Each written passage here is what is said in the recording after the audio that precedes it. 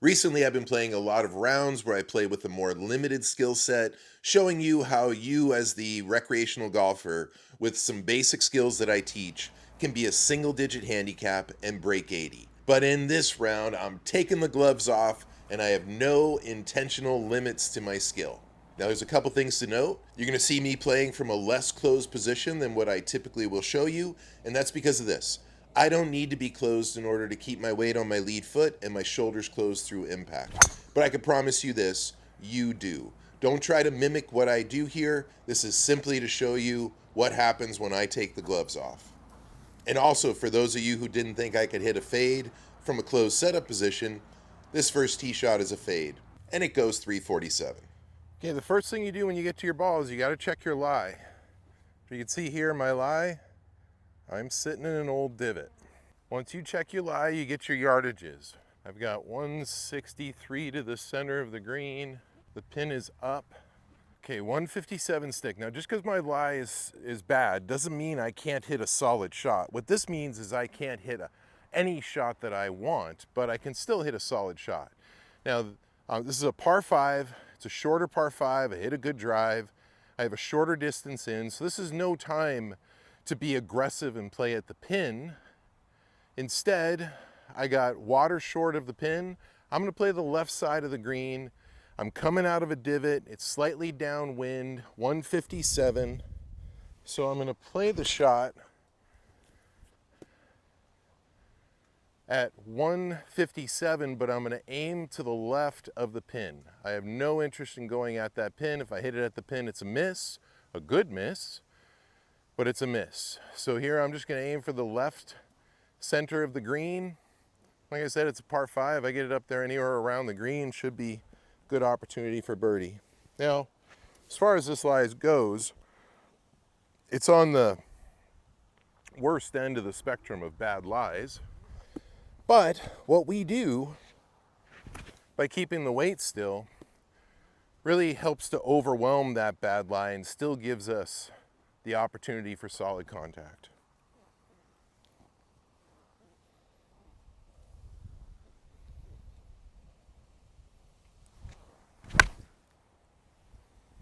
That's the line I was looking for. And it came out a little thin, which is why it was so important to play to the left. That ball there looks like it's on the edge of the green. Had I gone at the pin, that's in the water. So it's through good strategy that I just hit that shot. It has nothing to do with anything I did physically on the lie. I made a mental strategy play that now afforded for this lie, and now I got an opportunity for eagle.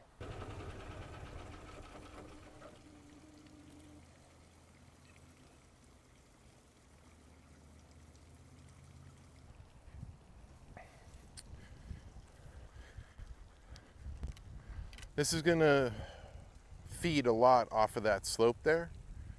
I'm gonna play a 56 degree. I'm gonna play a little back in my stance. Look to hit a bump and run. Land it early on the green. Hopefully let it feed down to the pin.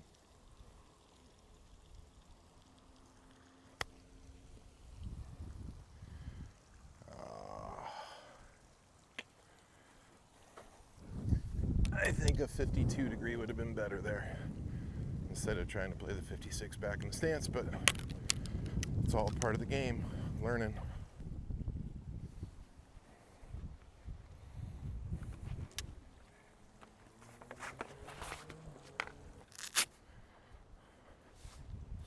Yeah, the best way to learn how to read putts is to hit a lot of putts, which really just means go to your local practice putting green and spend some time on it. Try to read the putts on the practice putting green, and your eye will start to pick up on subtle things that cause putts to break and obvious things that cause putts to break.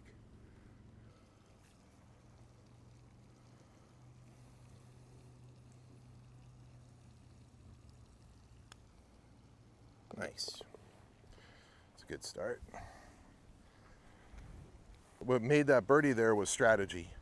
You know, and in fact, I misjudged the club. I hit it a little bit thin on the approach shot, but even if I had hit it solidly and I went at the pin, I think I probably would have been in the water. So by playing smart, I take the water out of play, deal with the ball sitting down in a divot, and still make birdie.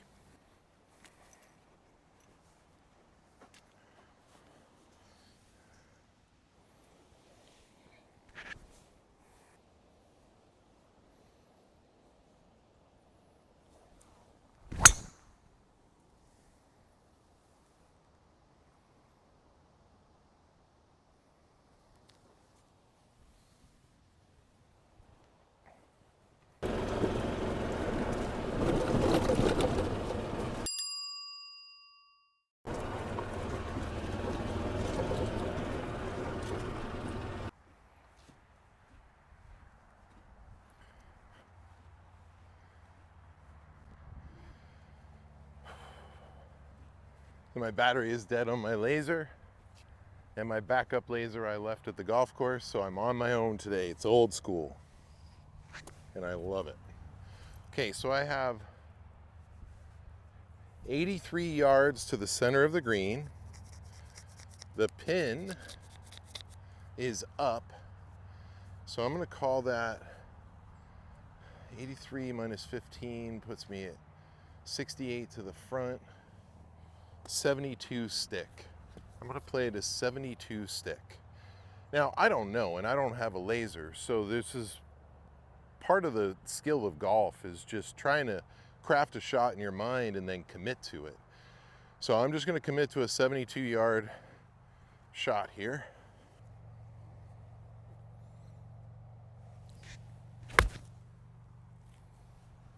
Let's see.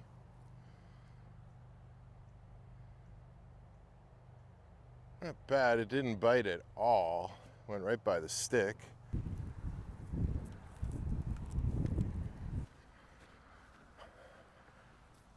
I'm going to leave the pin in because I've gotten a few requests to leave the pin in so you guys can see the hole better. I would never leave the pin in though on the green, or if I'm chipping and I have a chance to control my speed. More balls go in at the correct speed with the pin out than with the pin in.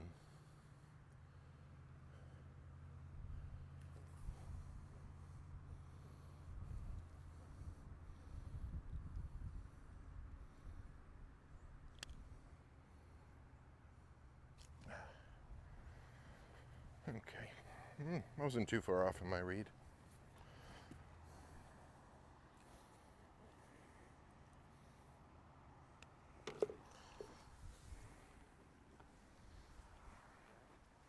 Okay, par 3, we got 172 to the center of the green. The pin's back a little bit, probably 180 to the pin. And here's a little strategy play for you on the tee box. When the pin's on the left side of the green and you're a right-handed golfer hitting a draw, you want to tee off on the left side of the tee box. And what that does is it helps to take the left side of the hole out of play.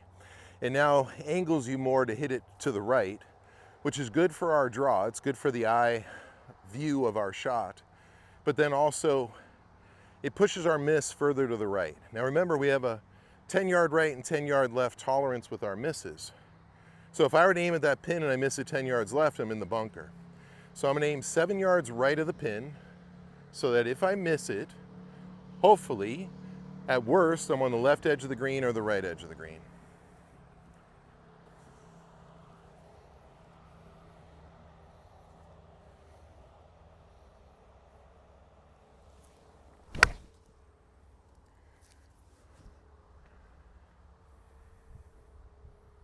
Oh, easy. Not bad. We'll take that. Okay, a little long. I've been hitting everything a little bit longer than I anticipate today, and I'm realizing it's because I'm near the White Mountains in a little bit of elevation, so I have to start accommodating for that for the rest of the day. Okay, I know some of you might be wanting to putt this, and if you can't hit a chip shot, of course putt it, but the reason why I'm not is because this dead grass right here on the edge of the green, I want to carry it with my chip shot and take that variable out of play. I'm going to hit a bump and run with a 56 degree.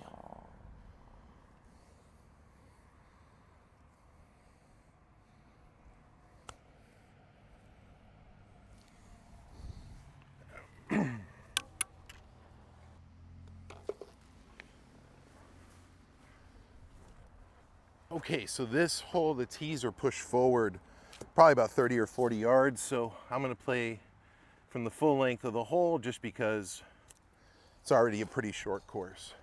Now, a little strategy tip for you. We got trouble down the left side of the hole. Right-handed golfers that play a draw, if you tee up on the left side of the tee box, you take the left side of the hole out of play, because now what we're doing is we're giving more of an angle up the right side of the fairway to hit our draws.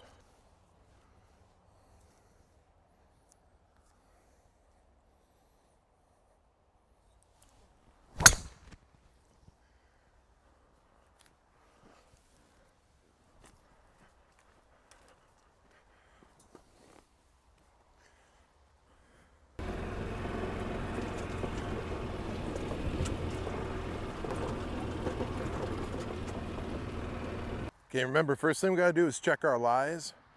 I got 210 to the center of the green. I'm in the center of the fairway, but the ball's sitting down just a freckle.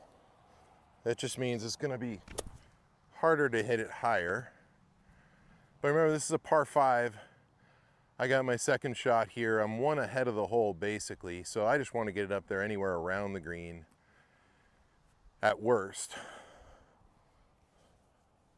And I feel confident doing that with this lie.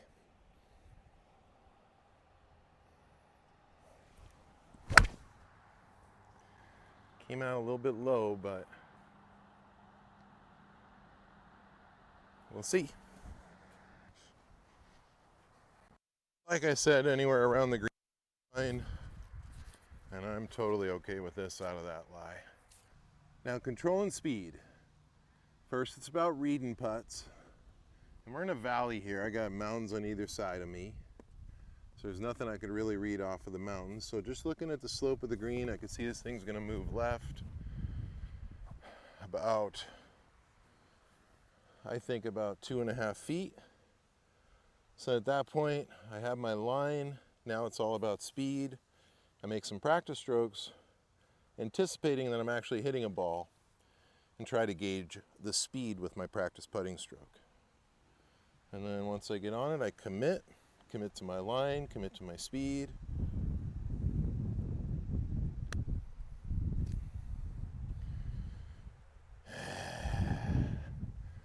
Good line, not good speed.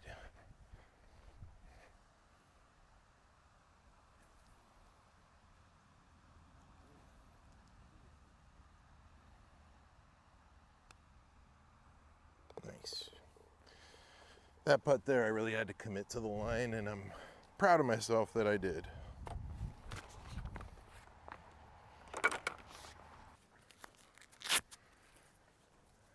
This little bar next to me is called the Grip It and Rip It.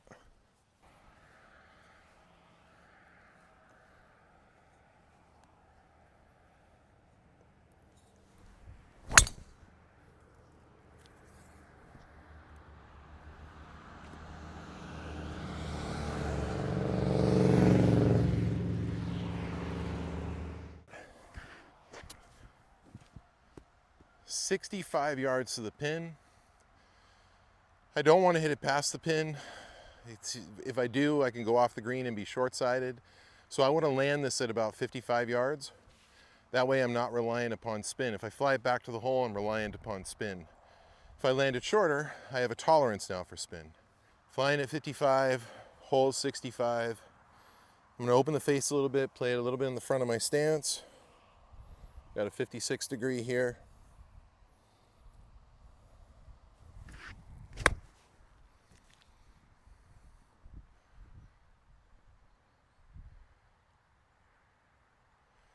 That'll do. Let's see if I can make a putt.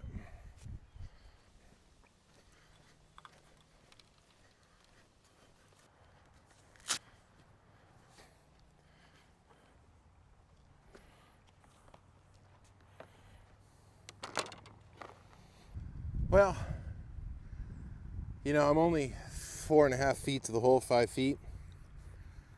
But I tell you, the break in this putt makes this a pretty challenging putt. If I was right there in 7 feet, it would be an easier putt than this one. Closer isn't always better. You can see all this slope in here pushing on it. My question is, how much is it going to push? This is a case where I can hit it firm and take the guessing game away, which will leave me with a 5-foot comebacker. Or I could try to feed it in. I'm gonna hit it firm. Now what happens when you hit a putt firm, like when I hit this putt firm, I now have a better sense of the break. I'm just gonna play it slightly outside the hole instead of trying to feed it down at dying speed. But if I miss and I don't touch the hole, I at least have a 5-foot comebacker. Now, I feel confident making that comeback putt, but I also feel that this is the best chance for me to make this putt. And I'm willing to take that chance. And by hitting it firm, I'm just taking break out of the putt so I have a little more control over the break. I'm setting the break, or at least I'm having an influence on the break with my pace. No. I didn't commit to it. That's what I was taking on, and I'm fine with that. This isn't a hard putt. If I miss it, I deserve it.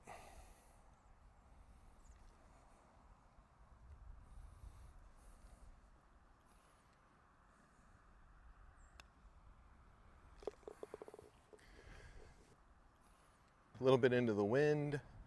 Pin's on the right side of the green. I'm not interested in the pin. It's a good par 3. I'm gonna look to hit in the center of the green and work from there.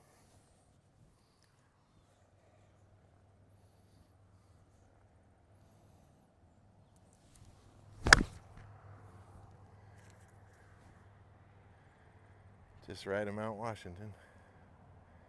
Now we'll see.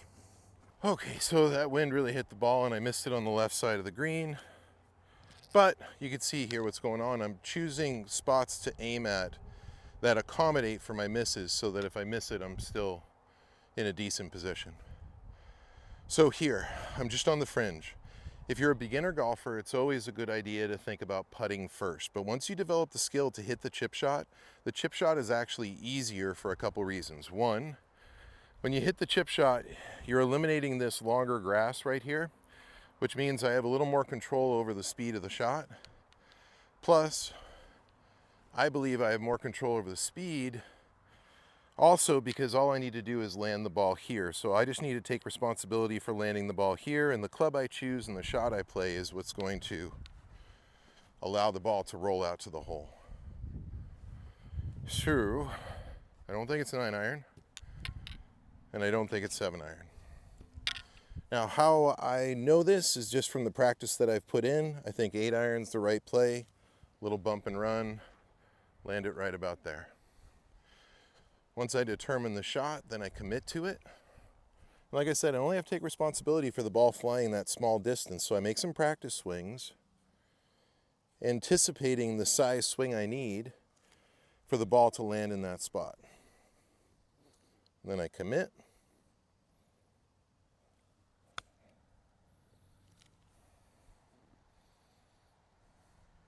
Not bad.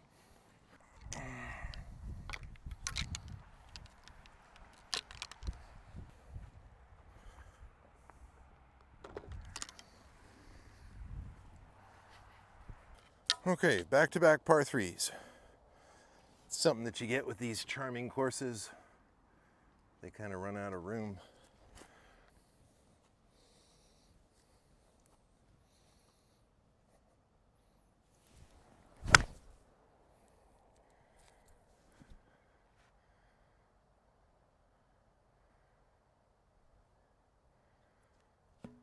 Not bad. I think it's front edge, just short.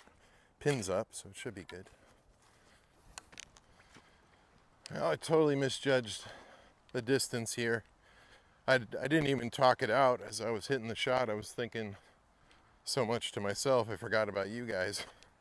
But I was thinking I wanted a little short because the pin looked like it was up. And I hit it the way I wanted to, I just misjudged. Okay, so I have a tight lie and just a standard 50-50 pitch here. So I got 56 degree. This is that 5-yard pitch that you have in the challenges. This is a shot that's really good to get comfortable with. because you'll see it a lot.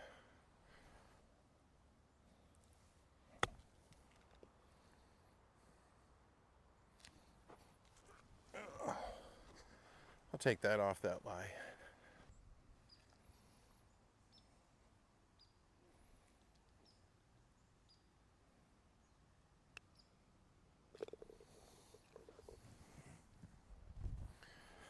This is a short little par 4, but a severe dogleg left. And it's those cases where it's nice to be a right-handed golfer that plays a draw as a stock shot.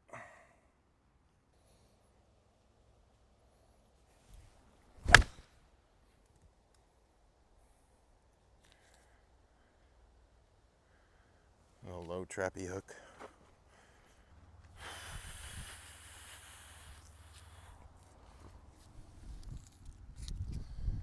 Wind's pushing pretty hard that way.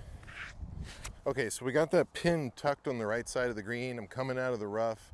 Really a bad angle at the pin. Fortunately, I'm not playing at the pin. I'm playing towards the center of the green, and maybe this wind will push it a little bit right. Either way, center of the green won't hurt me.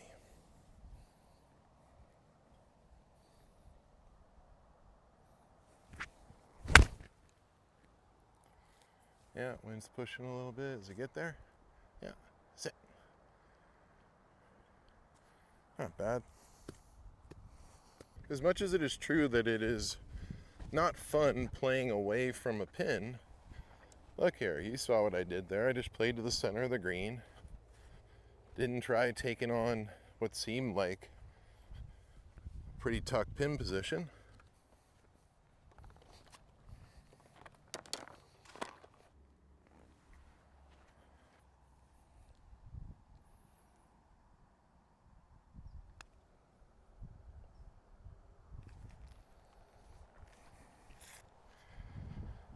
I like the stroke, to be honest with you.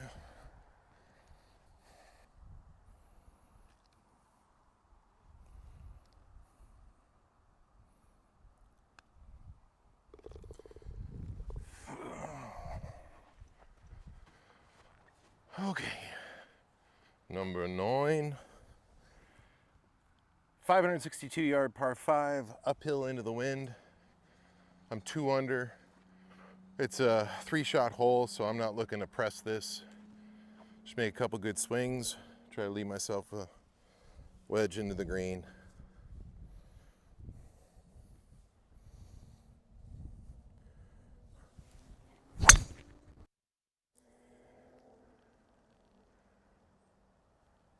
That'll do.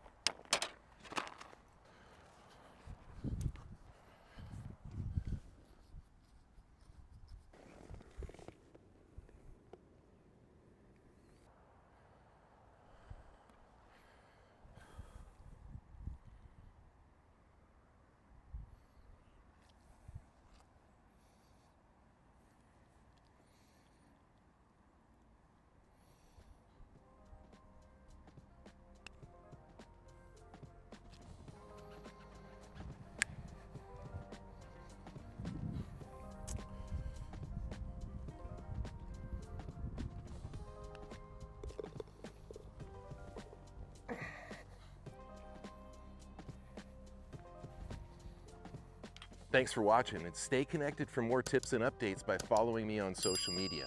And if you're really serious about improving your game, check out my online golf school, JimVenetosGolfAcademy.com. Right now, golfers are cutting their handicaps in half with the system that I teach. Links in the description below. Don't forget to subscribe, See you next time on the practice tee.